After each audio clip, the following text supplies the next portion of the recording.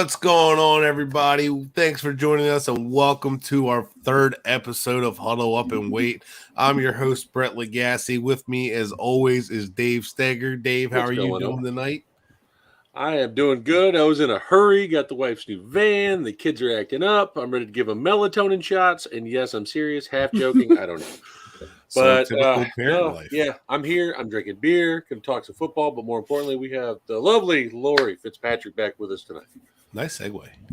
Yeah, man, I'm excited to be back, talk some football. Got Bears live right now with the Seahawks. So I don't know if that's exciting. And I want to bring up your point, which you mentioned earlier on Twitter with Velus Jones. We're going to get into that. I like that point. Listen, football is interesting right now, no matter who it is, because it's back. Yes, and I'm excited that you brought that point up because we're going to drive that home. So I'll give you a little rundown today. We're going to talk, obviously, NFL news. It's what we do. We always talk about the news going wrong. So we'll start out some injuries, get into some of the big news. Obviously, the Deshaun Watson situation, and you know what? I'm gonna just jump into that because I was gonna say you might as well. I got something to say on this. Like the NFL, they know what they're doing. It's dirty. I'm sorry. A 1-year suspension was the minimum he should have got. I don't care what anybody says, whatever. Look, at first I was all for trading him, and I was expecting if we traded for him, he was going to miss the entire year. And I was fine with a full-year suspension for him. It's fair. The 6 games he got before was not enough. Then he gets 11 games. 2 things like threw a red flag to me. Dave, as a veteran, you'll agree with this. Why are we settling on a punishment? Like, what? If I did that when I was in the Air Force, oh, my God, there would be no, I'll settle on a punishment. Court-martial, here we go. Right, court-martial, probably jail time, like what's going on, right? So he gets 11 games, pays $5 million, which we already know his contract is huge at $5 million. Like, obviously more significant than an owner, but that's a lot. Still not a huge fine, but still 11 games. Okay, it's better. But what happened? The 6 games, he would have been back by Miami, which we all know the story there. Miami wanted to trade for him, was Tua the guy. You know, they would, no matter what, they would have had an angle. If Miami made him look bad, I'm like, oh, hey, Miami made the right choice. If he made Miami look bad, oh, hey, look what happened, Miami, in your face. He gets 11 games, comes back in time for the Texans. The NFL knows what they're doing. I'm sorry, but they don't seem to care about these victims. They don't care about those women. They're just saving face, making the suspension look more serious, and then still getting their storyline and getting their money for coming back against the Texans. That's just every time I thought about it, I was like, no matter what, they got their story. He's coming back against the Texans. It's all nonsense. It's complete bullshit. I had to call it out. Had to get that out there. That's just how I feel. But I think it's a total scam, and I feel bad for the women who, like, it actually happened to, and women who watch the sport, because to me, it just shows that the NFL doesn't really care. What do you guys think? Laura, I'll let you go first. It's interesting. I thought it was funny how, wasn't it the owner that was talking today? Like, oh, we gave Nick Chubb a second chance, and it's just like, how do you go at that angle? Right. Like, how was that the first thing that you mentioned? Well, I think it was Kareem Hunt, not Nick Chubb. Oh, Kareem Sorry. Yeah. Okay. I was about to say, what did Nick Chubb do? Sorry for the correction. I was like, wait, Nick Chubb got in trouble? Don't sorry. No, that's Kareem But are Hunt, those even, like, comparable? I mean, what Kareem Hunt was disgusting, but, like, Deshaun Watson's number was just insane. Like, it's just the fact that, like, they kind of just blow it over in a way. Mm-hmm. I don't know. It's such a tough topic to kind of talk about. But I don't know. They know what they're doing, like you're saying. That he comes back the Texans week, so it's just like they're never gonna care about actual people. They just care about their product. If you think about back in the day, the Rutgers running back, Ray Rice. Ray Rice. Oh, Ray Rice, yeah. Everybody in the NFL knew what happened, but when the video came out, that's when the repercussions started. Yeah. Because they knew that the backlash would hit. So it's just like the Texans knew what was going on. They said, why don't you come in our facility and get your massages there, instead. Like, they knew. They paid for it. They paid for his rooms, yes. Yeah. Nobody cares. like unless there's backlash. So they don't care. They just threw out the number and they were like, all right, what's going to seem best? How is it going to work in the NFL's benefit? Oh, bring them back week 11 because guess who they play? Or week 13, whichever it is. It's just, I don't know. It's hard to put the words together, honestly, to like really make it resonate. And it's just a lot of endless sentences and thoughts, to be honest. And none of us had the full details. I understand that. But like at the same time, we have enough information that we can go by. And just one more thing I want to throw out there on this. To me, when the owner said we're giving him a second chance, we're not talking about Plexico Burrow's situation or Mike Vick's situation. And I know there's people who never forgave Mike Vick, and I completely understand. As a pit bull owner, I love my dogs. I completely understand it. I forgave Mike Vick. Some people haven't. I don't think my wife ever has, so I completely understand that. But, we're not talking that same situation. We're talking something that's really disgusting. And as a father of a daughter, Deshaun Watson wouldn't be playing football I would not want him playing football. I wouldn't even want to look at him in a uniform if that was my daughter. So I can completely understand where people are coming from with that. Dave, what do you thought? The whole thing bothers me because he still stood on his little pigeon stoop and said, "I'm innocent." And I'm like, dude, you settled 30 civil suits outside of the court. It's just a legal way of saying you're guilty and you don't want to deal with it. Right. Ben Roethlisberger did the same thing. All these other players that do the same thing like that, it's just how it is. Sure, there may be instances where some people are innocent, and I get that. But 30 women, Houston Texans, like Lori said, handed him the smoking gun, said, hey, we paid for his rooms to do this. They were willing to take a black eye on the organization, and as Lori said, they just brushed it underneath the rug, didn't even care. And, as a father of a daughter, 9 years old, that infuriates me the most because she likes football. Yeah. How, if she was older as a teenager and she understood this, like, I'm glad she doesn't have to even read about this right now because of the fact of the disservice it is to the female gender who are in sports talk, all that. It's just, it's that numbers are growing. Disrespectful. Yeah. And the numbers are growing by the year. And then obviously that's a topic that needs to change too, where like, it needs to be more included. And Lori, we're not saying this because you're on the show. We're just saying this in general. Like we're fathers and daughters. So that's why we're like, we want women to be more involved in sports like the NFL and MLB, where you get to combine both genders because we see women play football in arena football. We see them play them in other leagues and they're just as competitive as the guys. Yeah. I just think it's funny. This is really like the first instance that's actually happening on NFL premises or NFL soil. All these other instances, maybe of domestic violence, things like that, it always happened on their personal time. But this is actually like it's one of the same. And they're like, oh, we'll provide them for you, and it's like it's such a game to him. It's such like a Predators type of game.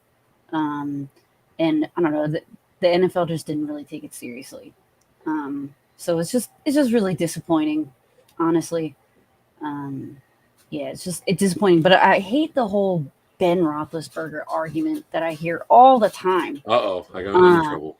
No. Way to go, Dave. No, it's like you're right on the money. Like nobody liked that either. But because I have a lot of Jaguar followers, so it went viral when they said like "you sick." Well, I don't remember if you can curse on this show, but when they said, I do it. "You sick, fuck." Bobby right? yells at us, but that went viral when they played the Jaguars last week when Deshaun Watson was in there, and a lot of the comments were like, "Oh, did you guys do that to Ben?" Number one, when that happened with Ben, there was no social media like it is now. So don't even give me that argument. Paul Tagliabue was we over had the league MySpace too, back then. well, Paul Tagliabue was over the league then, wasn't he? I'm sorry? Was Paul Tagliabue the commissioner at the time over that, where basically he didn't get involved in any players' lives, any personal situations. It was always he shoved a bunch of officials off to the side and then handled it. Goodell came in after. That's when he started jumping into stuff. Yeah. That's a good No, question. but I what think it did still we? was Tagliabue. Yeah, but like, did we not nickname him Ben Raplesberger? Yeah, Oh, yeah. we did. Like, do people really forget that? No. Younger I think generation they doesn't did. know I about it, think I you're think. right. They did.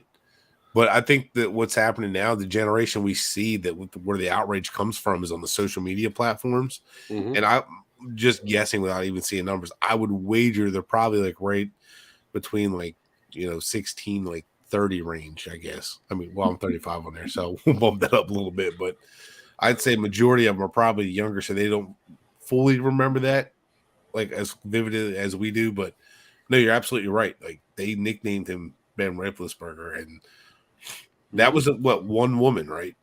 That was multiple women. Was it Yeah. multiple? Mm-hmm. Okay, so I mean, look, one, and I'm going to stand firm on this. One is one too many, right?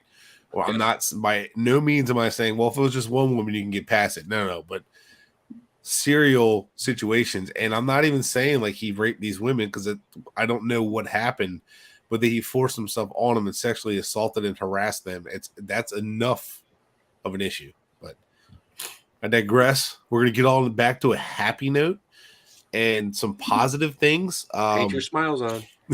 So Dave and I are really excited. We have a new sponsor, and Lori, this might not work for you, but you can share it with some of your guy friends here. We are now sponsored by Badass Beard Company. We're so excited to have them. Dave reached out to them. They were all about helping us. They're veteran owned, which is awesome and perfect for the show. So we're looking forward to receiving some of their products and trying them out and getting our beards even more magnificent and awesome. And that's what this show is all about: beards and football. And I'm all excited about it. It's Dave, take it away since you're the one that helped us out with this. Oh yeah, I mean, I reached out to a bunch of companies, and Badass Beard Care just struck out to me. I mean, their logo was a donkey with a beard and American flag behind them, and I looked for veteran-owned companies, and they popped out, and they had a decent following on Facebook. So I was like, well, heck, I mean, this is perfect. We both got beards, and they're all about that, like keeping in the veteran community. Anyways, I was reading about on their about page and what they're about and everything. So I mean, we ended up linking up, and it was perfect. It just wasn't a better fit, but I like the fact that they like to keep in the veteran community just like we do, and it was perfect. And Right. folks, go to Badass Beard Care, go to their site. There's a link on our Twitter page that has that you can go and get there and get your products. I mean, I'm waiting on our products, and I'm sure it's good because I've seen all the reviews where guys post their stuff on there, and I mean. It's stuff where it goes all the way down to their chest. And Lori, if you want, I can send you one of those beards that hooks up on the ears so you can fit in with us. Oh, the fake beards. Yeah. I mean, I'm down. Honestly, Get the Thor beard. Oh yeah. I mean, if they have, maybe I'm gonna have to look on their website if they have something that suctions to the mirror, because my boyfriend's beard hair it gets everywhere, man. Oh wait, they have that. Have you ever seen that? Yeah, They actually have one of those It's actually like a cape, and it suction cups to the mirror, and you can trim your beard, and it all just falls right in that. Yeah, I know my wife yells at me because she always like, "You didn't wash the sink out after you combed your beard." Like, I know, I'm sorry, I was in a rush. I've gotten yelled at too many times. That's why I take care of it. Can't help. I'm shedding the old layers and growing the new layers. Take a look at that promo. Oh yeah, of course. We got you. We got the link. So that was just some exciting news. I really want to get on a positive note because this is all fun. There may I had be more to get coming, that off so my keep your eye chest, out. and I'm really glad Lori was here for that. So get a woman's perspective of all that. But let's get into it. So I want to talk about the NFC North, but before we get into that, some injuries around the league we need to talk about. Browns lost their center. Didn't see it. Their backup center. That was their backup center. They lost him too. Yep. So they're thin at center now. Jets officially lost. I'm drawing a blank on his name. Oh my God, it was one of my guys in the draft. Their left tackle. Oh my God, Mekhi Becton. Sorry, yes. Sorry, I've had a foggy brain. It's been a rough week. So Mekhi Becton's got out kicked for a in the year. head by his daughter, folks. So looking cussed. Looking cussed. But Mekhi Becton 2 years in a row, man. ACL injuries. Just bad luck. IR, and before the draft, I was really high on him, and when the Jets got him and Elijah Vera Tucker, and I'm like, God, man, why did the Jets get the guys I want on the offensive line? But one of the things they knocked on was Becton was his body, and he was kind of lazy with his body. He didn't really take care of it too much, and going to be an issue. And now he's missing two years in a row, and that's going to be hard to come by. Now they did sign Dwayne Brown, but what are they going to do there? So that's to me, that's tough. Zach Wilson, we got to keep an eye on that because the meniscus surgery, Joe Flacco stepping in, how serious is that meniscus surgery? Are they going to rush him back, or do you think maybe if it's going to be a long-term thing, would they trade for Jimmy G? We'll see, but just something to keep an eye on. Flacco should be fine, though, I would think. I don't know. I've seen up and down games from him. It isn't the Joe Flacco we remember from Baltimore, and I have a hard time believing he can come in and lead that team to W's every week. I get he can manage an offense, but I'm not saying winning record, but last year he looked efficient enough. If they can get the run game going, he might not be terrible. Breece Hall. Yeah. Oh my God. Don't remind me he's in our division. Yeah. But I got some other injury news if you want to go ahead and hear them. Run him down. Yep. Devin Funchess, who was actually getting number 1 reps from the Lions as a tight end, maybe sustained back. Another shoulder injury. This is 3 years in a row he's had injuries where it's just ended his season. I mean, you've got 3 years ago, he was with the Colts. He ended up tearing his ACL, I think. And then he went to Green Bay last year, and he ended up doing something with his knee again or his thigh, and he was out, and they had to cut him. I actually forgot he was at Green Bay last year. Yeah, he was supposed to be like one of the big low-cost veterans that they picked up, and it just seems like his career started to take a slide a little bit. I mean, how old is he now? About 28, 29? He's 29 going on 30. He's getting up there. And Devin Funchess, he was surprising a lot of people in Detroit's camp, and he ended up getting injured, so they're down a tight end. Indianapolis Colts has officially lost a tight end who was looking really good in camp, Andrew Ogletree. Oh, he was an up-and-comer, and, I mean, they were raving about him in Indy. Matt Ryan finally had a legit tight end option there, and he is out for the season with a torn ACL. So we'll see. I mean, Juju Smith-Schuster, I guess the reports are he's making progress with his knee injury, but they don't know what his timetable is. And good news on the injury front, Irv Smith Jr. will make his presence known for the Vikings. Week 1, it looks like he's on track per Kevin O'Connell. Oh, that's good. That's good news as we get into the Vikings then. He's a talented tight end. Oh, another segue. Huh. Just waiting for him this kind of like Flash show up. Yeah. So, I mean, well, hey, Beer and Sports brought up, they cut their center. Maybe they'll bring Treader back to the Browns, And yes, my bad. I'm wearing a Delaware hat. I should have shouted out UD for Joe Flacco. I've got something here that I want to bring up. Oh boy.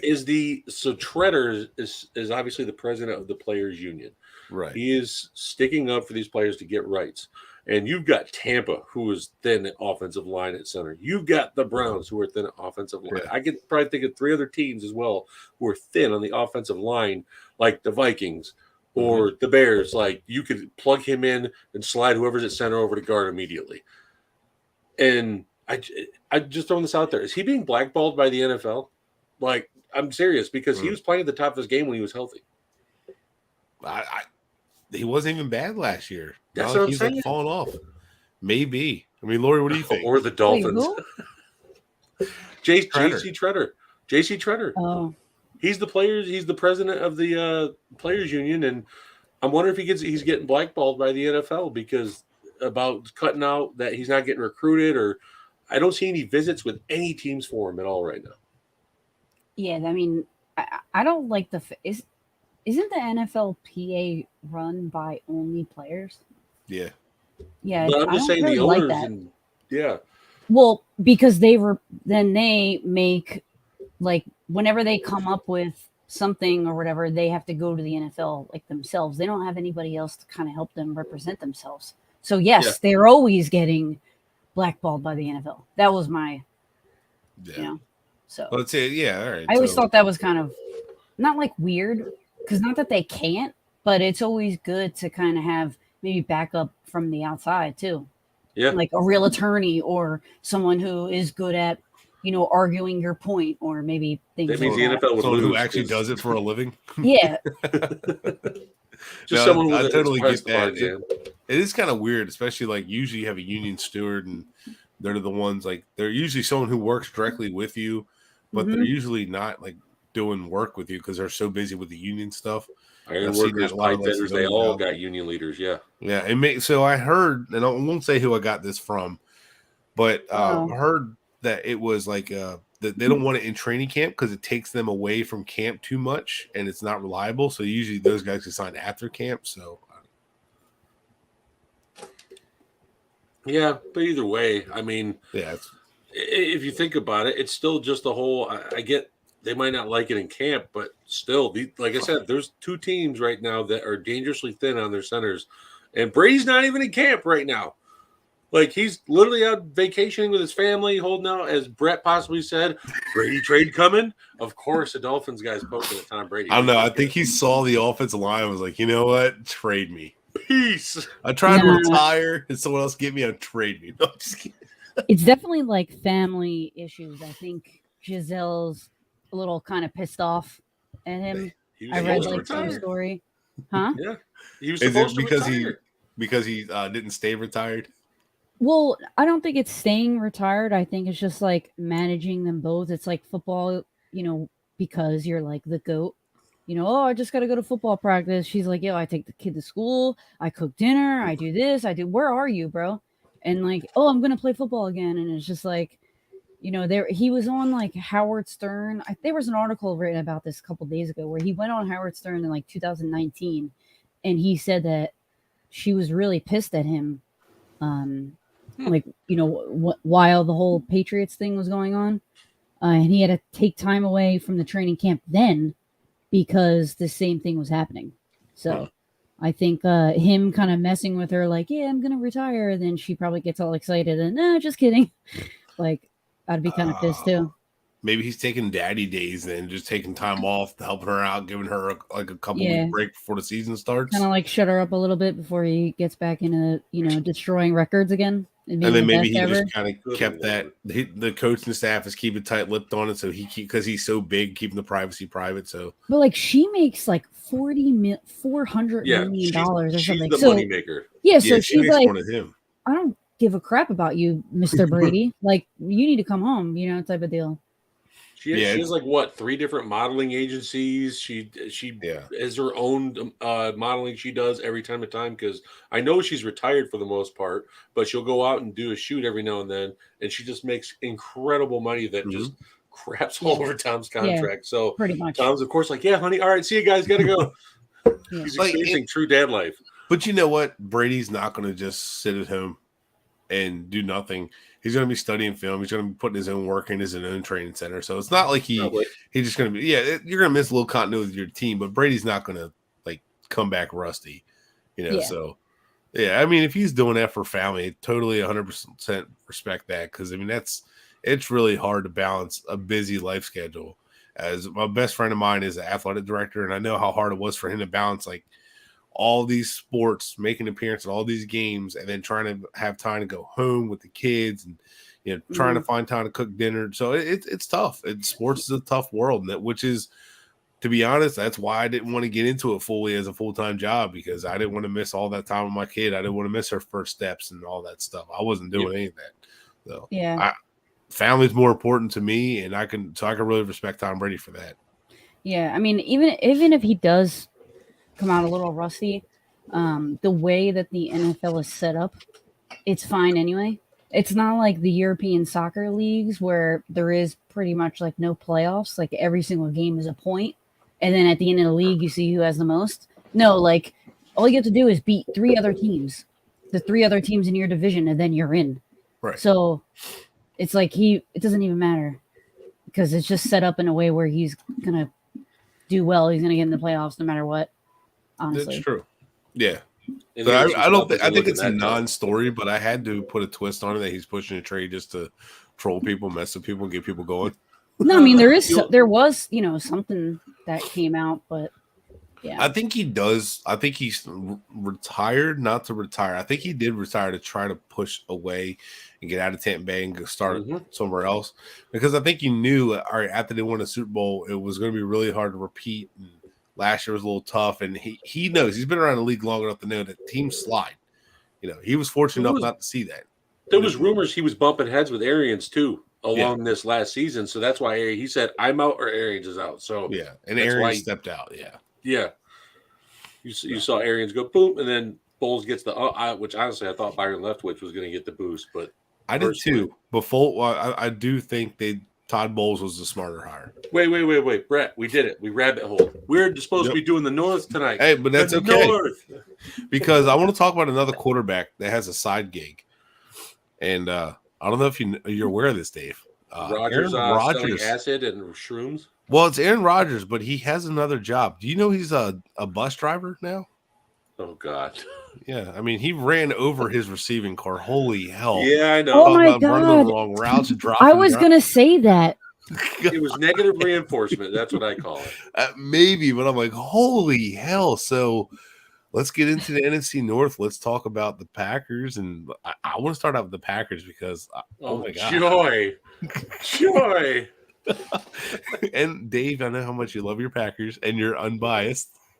But even though I thought you were the Jair Alexander takes, but no, like I get it. He's frustrated. He doesn't have weapons, but I don't feel like he was attacking the receivers. I feel like he was attacking the front office. Like, dude, give me some freaking receivers here. I mean, OBJ's a free agent. Will Fuller's a free agent. Cole Beasley's a free agent. OBJ knows the offense because he played in it last year in LA, and McVay runs very similar offenses to LaFleur. It might be a couple weeks where he signs, though, or a month because of that knee. I get that, but I'd rather sign him early, get him in the rehab program because Green Bay has a great medical rehab program. Mm-hmm. They don't let anybody come back on. I mean, look at Bakhtiari. He's been sitting out almost 2 years because they want him to fully heal rather than trying to push himself before he gets injured again.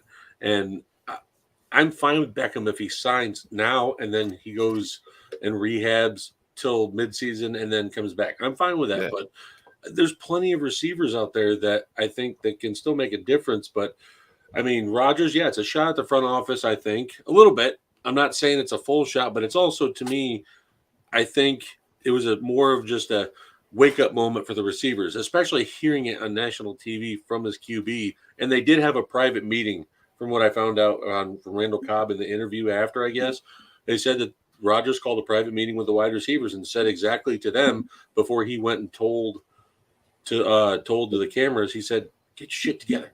He said, "Go ahead and make the plays." He said, "They're there for you." He said, "I'm making sure that ball gets there for you. Make the plays." And he always does. The ball is there. He makes his reads.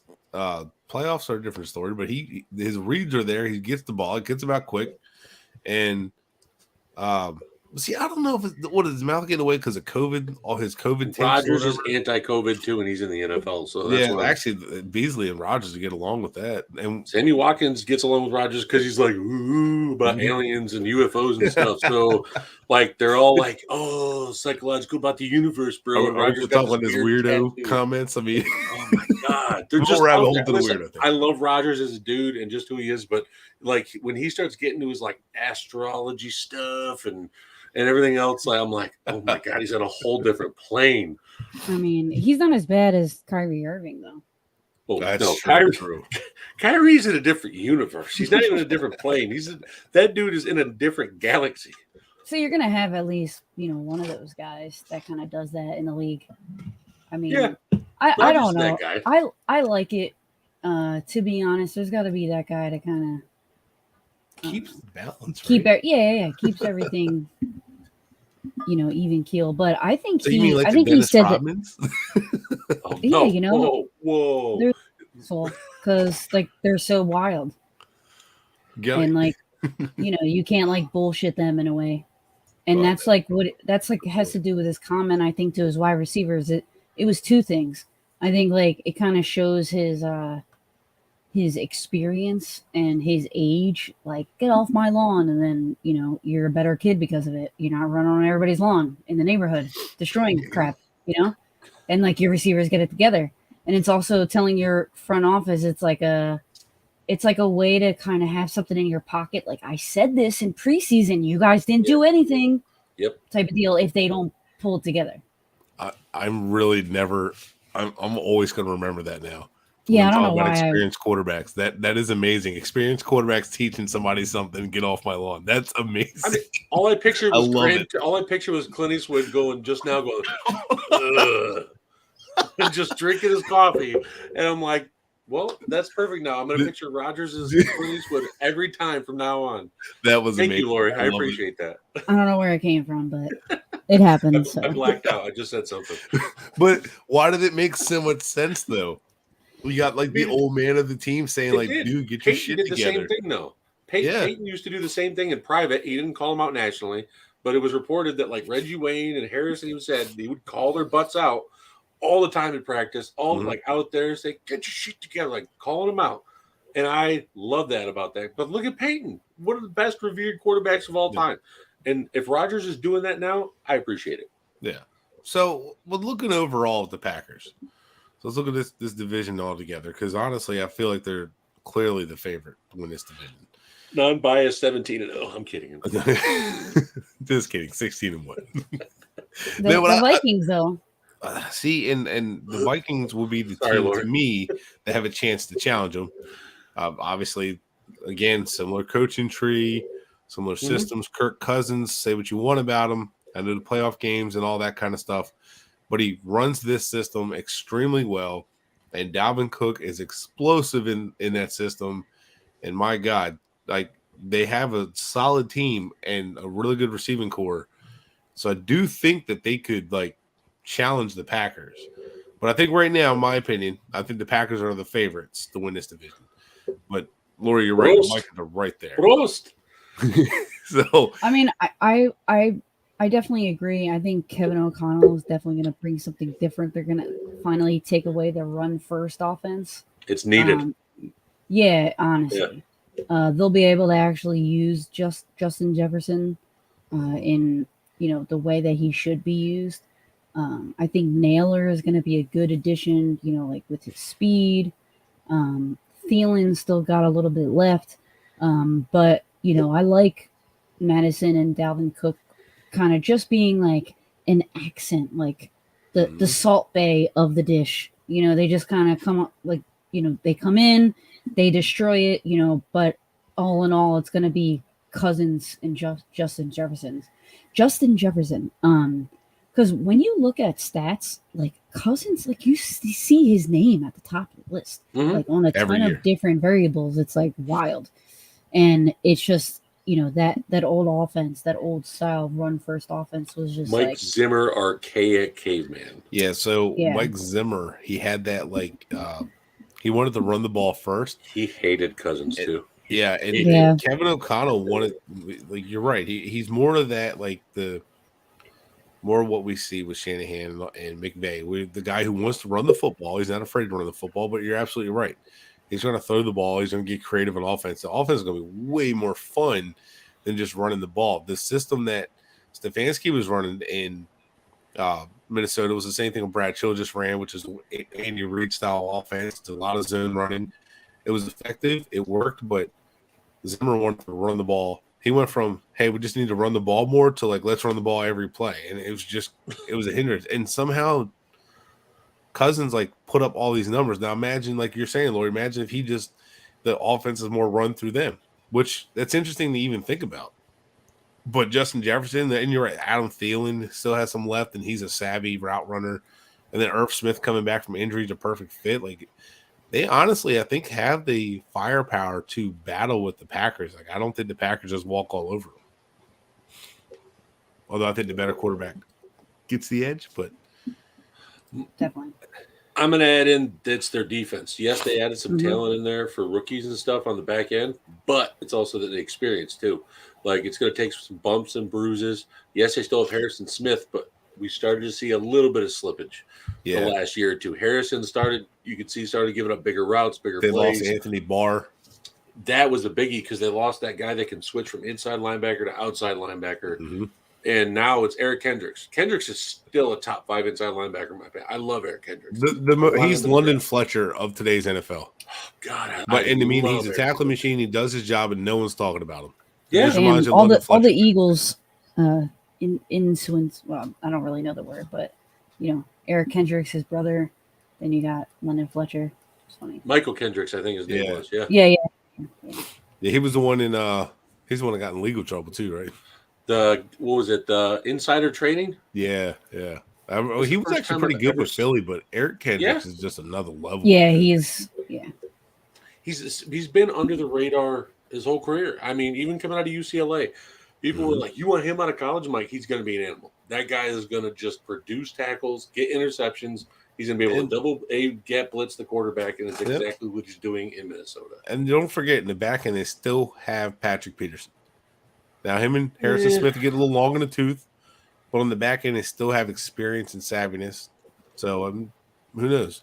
I like their young guys too. I like Lewis Sign, Mm-hmm. you know, obviously from Georgia. Andrew Booth was, you know, one of the top corners coming out. What, you don't agree? No. I agree with Booth and Sign. I do. I just think it's that. I don't know. I feel like that first year for most teams is going to be like that. I don't know, maybe a 9-8 or even a 10-7 type season for them to still make the playoffs. But I just feel like that's going to. I don't know. The Anthony Barr is going to affect something, and I mean, they did pick up, I believe.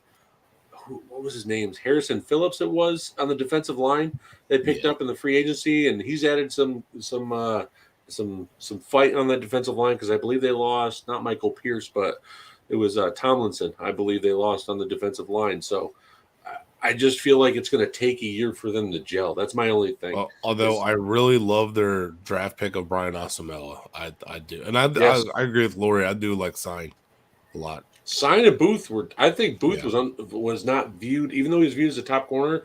But it's like cornerbacks were falling down the board, like after Sauce Gardner and stuff, and they weren't as viewed as high. But I feel Booth was up there. I just feel like he came from Clemson, so he wasn't.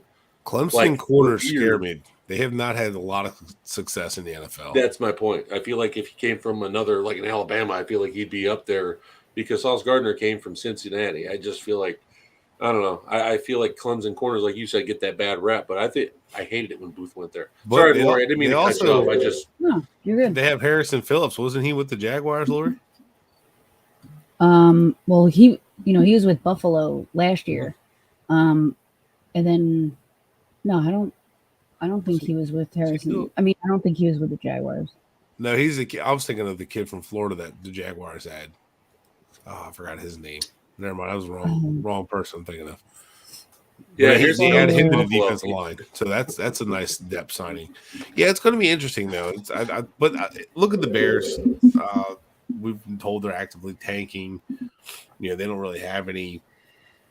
I mean, they got Justin Fields. They have a really young core team. They just moved their tackle inside, so I think they're still trying to figure out what they want to do. You know, they moved Tevin Jenkins inside the guard. There's rumor they might trade him. Then they might trade Roquan Smith. So I just think the Bears are just in a full reset. Let's see what happens mode. Justin Fields, let's see what they have in him. I believe in Justin Fields. I was a fan of his. I loved what he did against Clemson. Loved it. But he is still yet to show it. And I know he's a rookie going through a tough year, but I mean, you gotta show something this year to save your job. And I think he can do it. We've seen guys save their career, or at least a couple years, with the new coach in the second year. We saw Jared Goff do it. So, you know, we'll see what happens with that. But Velus Jones, I'll let Lori take over on that one. We just saw him have a nice punt return. Yeah, man. Dude looked really good in Senior Bowl. Loved that. So, Lori, take that one away. Yeah, you know, he's from Tennessee, so it's a smaller school. Like it will. You know, not the old days when like Peyton Manning went there, right? But nowadays you don't really see many guys that are like really good coming out of there. Like who was it? Josh Palmer, I think maybe was from went there. To LA. I think he's like a wide receiver 4 or 5 right now. Yeah. But there aren't many like too many wide receivers coming there. But all over Twitter, like, like, oh, he's too. A few years back. He's too old, and like he's already 25, and it was just like, doesn't that mean that he's more polished then? Right. You know, and what does he do? He breaks out, and he has an amazing punt return. So I just wanted to, and I wrote an article on him not too long ago, like of the the guys to kind of watch in year year 2 or whatever, or you're just like the guys that are kind of going to break out. And age is just a number, man. Age is just a number. I saw your tweet and I wasn't sure what you're referring to because I didn't see I know the nobody play. did. The one guy posted a picture of Chris Hansen. I was like, what? That is nothing. What? That's so creepy and weird. But I was jokingly relating it to the whole age statistic Twitter that like worries about that during the draft, and why for some reason it's wide receivers, and I guess their rate of success and breakout age, and it's a big deal for them. And look, I'm not knocking people. Everybody has like their reason. There's obviously some research behind it. But I always pick fun at it, and I did that. I had no idea that's actually what you were talking about with Velus Jones, and I was like, I didn't even think about that. I had to add it to the show since we're covering the NFC North, and I saw him in person. I'm gonna tell you the difference between a kid who's 25 and a kid who's 21. When you're 25 years old, men start to fill out in the chest a little bit more. You can tell the build difference. He looked like a grown man compared to some of the other receivers. He looked like an NFL veteran receiver at his size. He was smoother. And he looked like, we all kept saying he looked disinterested in being there, but he looked good. Like he looked the part of an NFL receiver. Like if I could take anybody off that field, he'd be one of the first ones I grabbed to say, this is a prototypical player. This is what an NFL player looks like. And yeah, I liked him because he, like, as the week went on, like he didn't tense up catching the ball. He actually looked good catching the ball. Mm-hmm. He looked like he had been there before, and he made some savvy moves in route running. So that tells me he's also mature enough to understand the differences and nuances to his game. Yeah. But I actually like him for Justin Fields. Sorry, Laura, I didn't mean to cut you off. No, yeah, I like him, for Justin Fields too. I just don't like that offensive line running with that bootleg offense. It's just shaky. It's a risky move there. They're gonna have to really switch it up for him to have a chance. I don't think this is like a move, like prove it or lose it year, just because of how bad the offensive line is. I agree. It's good that they got rid of. For some reason, his name is slipping my head. The head coach. Matt Nagy. Yeah, another Delaware guy. There you go, Josh. Unfortunately, but yeah, I don't think it's a prove it or lose it year just because of how bad that offensive line is. And I think the Bears, they got rid of Khalil Mack, and now and Roquan Smith wants to be traded. So I think the writing is on the wall when they said he said that they can repair this. Remember to talk about that. So I think it's really to the point where this front office is like, we're not going to spend money. Robert Quinn, I wouldn't be surprised if he's traded. If somebody needs a pass rusher that's looking to compete, and I think the Bears will take calls on anybody because I think they're at the point where we need to evaluate our roster, tear it down, and just kind of rebuild everything and build around Justin Fields if that's what they feel. But which I like Justin Fields, so I think that would be a smart move and get some picks to build around him, but also don't destroy him in the same way. But put that up there, Bobby. The Bears, I think they're not even going to compete, and the Lions. Well, I don't know. They're the Lions. Yeah, we all know the order of this.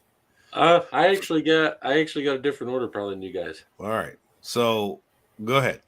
Yeah. So before that, I'm going to go ahead and tell people, remember, smash and hit that like button and subscribe for Huddle Up and Wait on Finch Talk Network. Remember, we're always here. Go ahead and hit that like button, subscribe, even when we're not on the air. Even if you say, oh, man, I got to go do it at lunch tomorrow, go do it.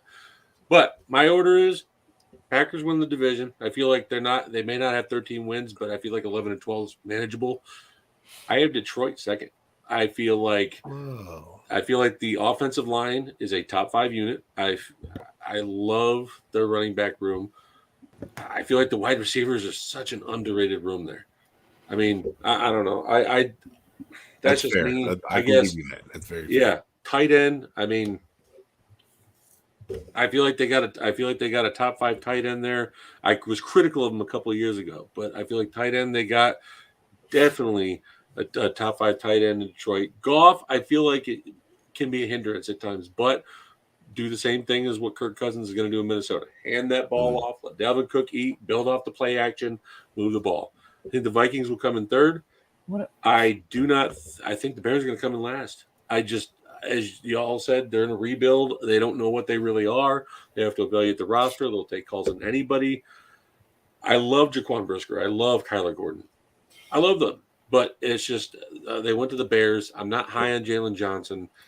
I feel like he's a cornerback too, so he may fit in that role if they let Kyler Gordon take the number one. If they lose Raquan, that's going to be a huge hit. That middle of the defense is going to be wide open for Chicago. You're going to fit a semi-tractor trailer driving down through there because they lost Eddie Goldman, Akeem Hicks. You could do that with the Lions too. But. Yeah, I feel like Lions, they got some pieces up front I like, at least in the defensive line. The linebackers are questionable. They brought back Gerard Davis. I don't know why. I like their pass rushers. I have this really weird feeling that like Dan Campbell is going to take guys who might belong on the practice squad at certain positions and get the most out of them. He's one of those coaches I feel like they can get that untapped potential being a former player. And like Mike Vrabel, we've seen guys on Tennessee who sometimes we never heard of. And the next thing you know, they're out there throwing up wild stats that we're like, who was this guy? He was in the Arena Football a week ago? What? And Vrabel, he does it. He has the ability to tap into players that normally we wouldn't hear about, and I think Campbell can do it. I just have faith in Detroit to get there. I'm not saying they're going to be a wild card, but I don't know. I need to see more out of Minnesota. They're in a new offense. Kirk Cousins has been in this offense before, like Lori said. He's done well in it, but I got it. I mean, even when he was in the offense with the Washington, he made the playoffs once and went one and done. So I got to see more than that in this offense from him because we didn't see much more out of him in Washington either. I just want to throw out there that the Lions have Dolphins all-time great Charles Harris. Oh, God, here we go. Bobby's about to pop in and throw something at me. Lori, we just felt it from Tennessee. I can feel the glare through the computer from him. Well, I mean, I know I'm getting those looks like from other people watching the show too, like really the Lions. I just like Dan Campbell. I like the coaching staff he's got with Deuce and Glenn. I love Deuce. Yeah. Deuce.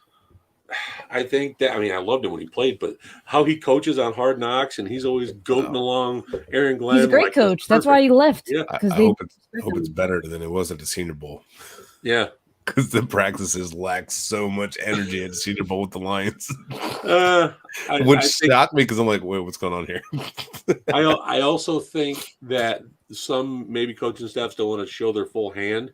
They don't really take the Senior Bowl overly serious as far as that goes. They just kind of want to see what they have. But in camp you're locked in, like you were straight locked in. So don't get me wrong, Deuce was jumping all over people though. Yeah, Deuce was he was out late at night, but man, he was there. He was every day at practice, and he wasn't intense, but when they messed up, you heard him hollering like run it again, like he was all over him. Did I just see Bobby say the Vikings and Lions are finishing over the Packers on his rankings? Oh my God. That is such a troll. And Bobby's getting muted for the rest of the night. So, Lori, since you're our guest, how do you see this division rounded out before we go on to the AFC North? Packers, Vikings. Damn, you guys are making me think now. Yeah. You got another bottle of wine on you, do you? No. Probably Bears, Lions. I just feel like the Bears still have a little bit, like they have a little bit left in them to do better than the Lions. I think the losing mentality, it takes a little bit to kind of get off. And I know they try to do that in the second episode of Hard Knocks, but it takes a little bit unless you do it like a complete rebuild, get rid of guys that are clearly not good enough. It'll take a couple years to kind of break through. I don't know if they'll be able to get more wins than the Bears. I like Justin Fields. See, I do too. But it's hard to root against the kid. I actually have the Packers, Vikings, Lions, and Bears. And unless Rodrigo plays. I don't know. Yeah. I like the way the Reno's Lions fun. moved the football last year. I like the way they ran the ball, and they wanted to control the line of scrimmage. And I like Swifts that. is going to get a ton of touches this year. A ton of touches. But I see what you're saying though, because sometimes I lean towards who has the better quarterback, and I know Jared Goff can really hold the offense back at the same time. So that becomes a bit of an issue. And if Justin Fields can play at the level I think he can play at, none of what's going on with the Bears will matter, and he'll take them to another level. So we'll see what happens. But Whoa. I supported Dan Campbell. We're a little bit biased with Dan Campbell because we did love him with the Dolphins. But let's move on. We're starting to run a little long here. So let's move on to the AFC North. Jump right out. We'll get to the Browns last. like real quick, how do you guys see this division shaping up? Like, We'll let Lori take the lead on that. Yeah, Lori, what do you think that happens with this division? This is tough because, we don't really know what's going to happen with the Browns. The Steelers are kind of starting over. Mm-hmm. The Ravens defense is like awesome, but the Bengals still have Joe Burrow. They still have Jamar Chase. They got a little bit better on the offensive line. They picked up some players for the defense. So I still think it's Bengals, Ravens. This is where I don't know. I like I don't know. I like what the Browns have other than, Watson. Obviously their run game is awesome. It's just tough because I think the Steelers are actually decent. Even without Ben Roethlisberger, I don't mind Trubisky if he's used in the right way. If, he's using that RPO system. I think Kenny Pickett, if he does bad and Kenny Pickett gets in there, it's not going to be like a huge downgrade because, it's only preseason, so maybe I'm kind of like talking out of my ASS at this point, but I don't know. No, I don't think so. Because, what are the Steelers? They're so known for doing what they do all the time, right? They have an awesome coach, who's totally underrated and never talked about. They have Mike Tomlin. Like, come on. I know that, they had Ben Roethlisberger, but still, Tomlin's still a good coach. And, Pickens is freaking awesome. Claypool is awesome. Deontay Johnson's really good. They got Calvin Austin now. So and Freiermuth, man, I think he's going to be really, really good. Really, really good. And let's be honest, the Steelers have a strong defense. They have a stout defense. Minka, come on. Dolphin fans jump on me, hate me, kill me. Well, I don't care. Brian Flores is there. And we know Tomlin's a defensive guy, but Tomlin's a fantastic head coach. He is not afraid to deviate and let someone else do that. And Brian Flores, I think, is going to get a lot of hands-on with this defense. And that defense, I think, is going to be really good and a problem. And they're going to run the football. I agree with you. And let's be honest, Mitch Trubisky has been to the playoffs 2 out of the 3 years with the Bears, right? Something like that. Carried by the defense, but I'll digress. But no. Good point, because it'd be the same thing here in Pittsburgh. Yeah. He's got good weapons. He's got a run game. He's got good defense, right? So how much different is this Steelers team than those Bears teams talent-wise? Maybe the defense isn't quite as talented. That's where I was going to go with it. Well, we're splitting hairs there where the linebacker, of course, not as talented, but they're going to run that aggressive system. And I don't know. I think the Steelers might be better than people think. And to Lori's point with Trubisky and Kenny Pickett, are you going to lose much between the two? Probably not. But Trubisky has a little bit more knowledge and experience just from his playing time. But other than that, I think the Steelers will still be in the fight. With that said, I'm going to just say I think it's going to be Bengals, Ravens, Steelers, and Browns. And I think Jacoby Brissett is going to hold the Browns back, although the Browns have a fantastic team with Brissett for 11 games. And even with Watson back, he has not looked sharp whatsoever. So even with Watson on the field, I don't think anything happens. I am going to go Bengals. I think their defense is coming along nicely. I think it's young. It's getting more developed. and it's going to be very fun to watch this year. I mean, Joe Mixon, an animal. I feel like he's that guy that doesn't get talked about enough as a running back. He's proven himself. Yeah, he's proven himself year in and year out so far. And I mean, yeah, he's been dinged up, but he still played through injuries and he plays tough still. And Samaje Perine is not a bad backup either. He can catch out of the backfield. I like Samaje. The only thing is, I feel like they're lacking a little bit of a tight end there. I mean, they just lost their tight end, didn't they? Yeah, they did. And then Usama was the guy that was supposed to be there, and they ended up going over to the Jets. So I just feel like that's the only thing they're lacking. I think they're definitely a contender to go back deep in the AFC playoffs. I have the Ravens number 2. I love their defense. Lamar's going to come back and make people remember why he's so good. People keep saying what he's done. He's got a league MVP. People seem to forget that. He's got a league MVP, folks. He led the league in passing TDs that year. I really think the Ravens this year, J.K. Dobbins, I feel like is going to just tear up. I can't wait to see him. I can't wait to see him in the NFL. He was going to do it last year, but he got injured. I mean, I can't wait to see him with the full season. Hopefully, he stays healthy and all. Mark Andrews is going to ball out. I mean, once his Lamar's in, Mark Andrews is going to ball. It's just is what it is. And then I have the Steelers. I just don't like Mitch. I've seen him up close and personal for twice a year.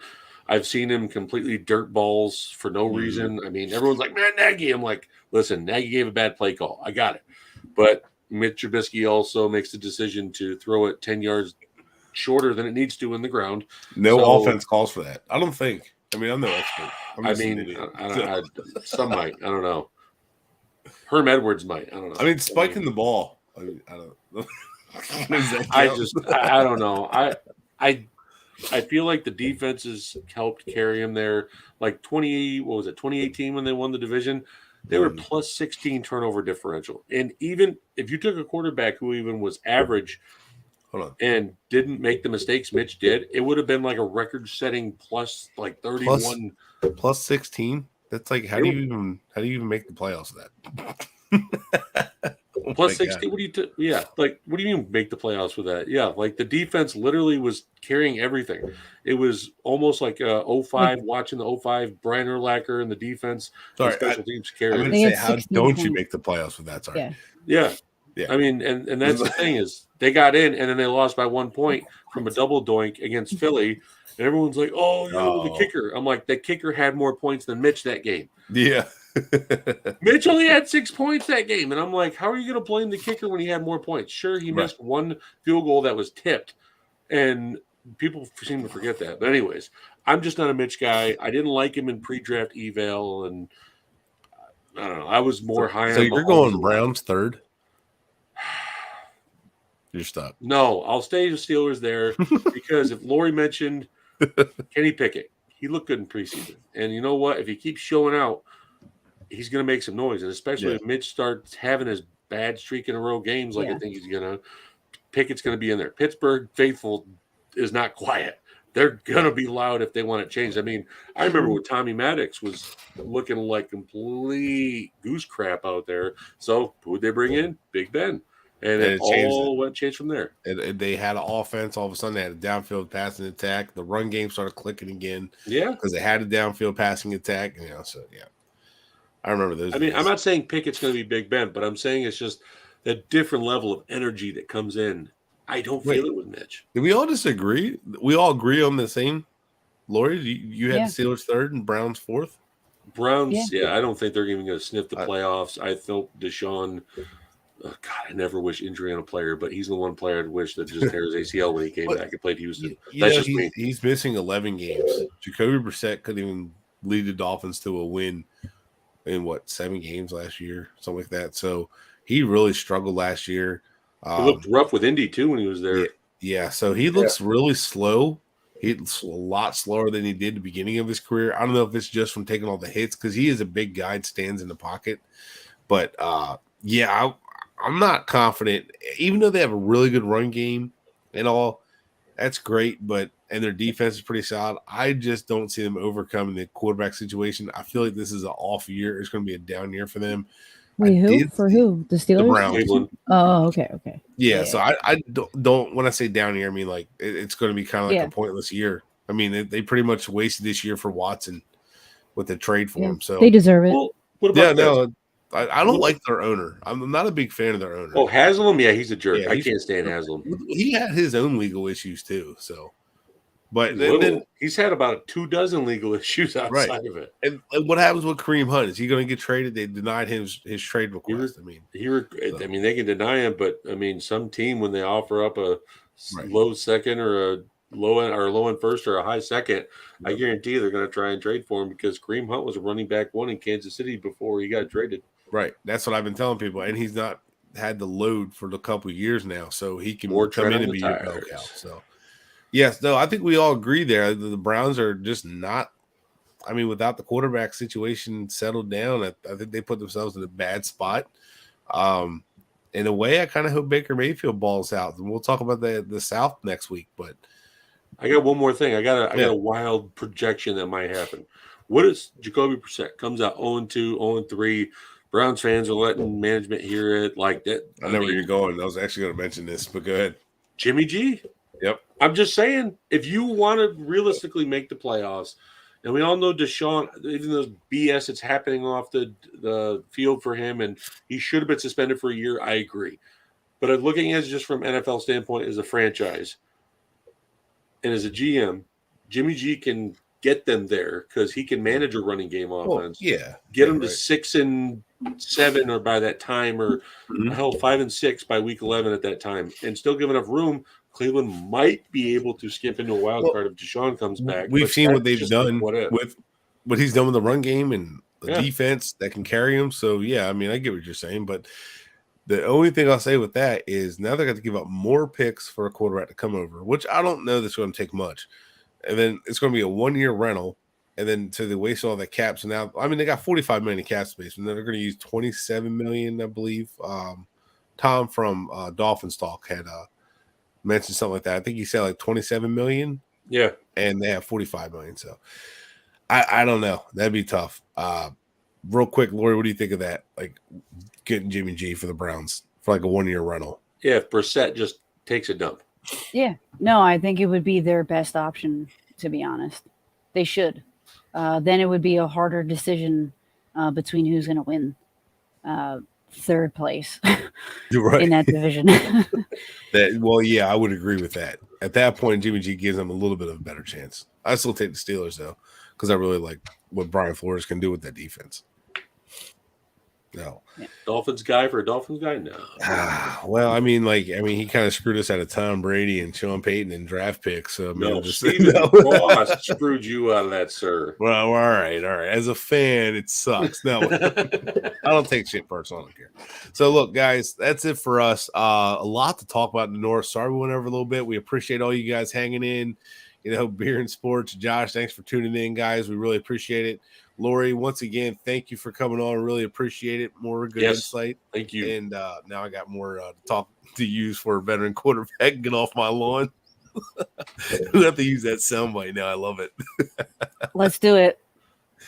So, guys, next week, covering the NFC South. Make sure to hit that like and subscribe. Make sure you follow us on Huddle Up and Wait. Follow me, Brett Legacy 67, or don't, whatever, it doesn't matter. Steak and Cheese, make sure you follow him. Woo! And Lori Fitzpatrick, guys, that's it for us. We appreciate it, and make sure to check out Badass Beard Care. Until next week, later.